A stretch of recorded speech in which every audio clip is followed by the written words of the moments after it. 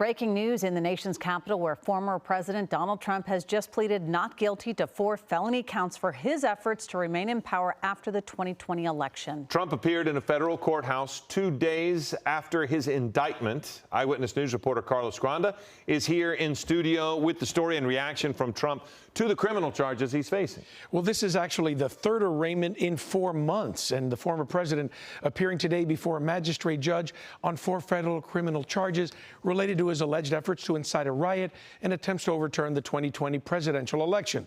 Trump's defense team slamming this latest indictment as an attack on his free speech.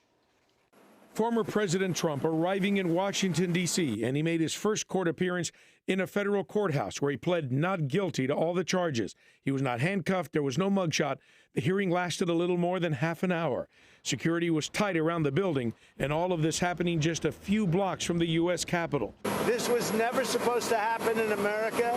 This is the persecution of the person that's leading by very, very substantial numbers in the Republican primary and leading Biden by a lot.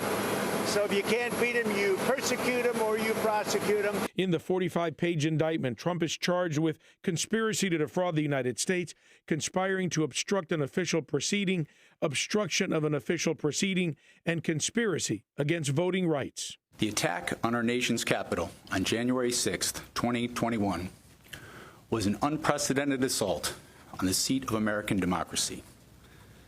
As described in the indictment, it was fueled by lies. Smith is alleging that Trump knew he lost the election but was determined to stay in power. One of Trump's attorneys says that at the time, the former president believed there were election irregularities. And frankly, by bringing this, I don't think Jack Smith really thought it through.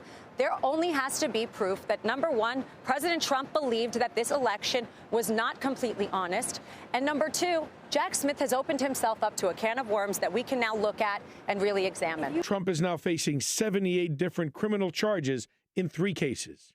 He engaged, according to the complaints, in an illegal scheme to try to come up with fake electors and other ways of undermining the peaceful transition of power. We've never seen anything like that. That's why it's somewhat unprecedented to bring a prosecution like this.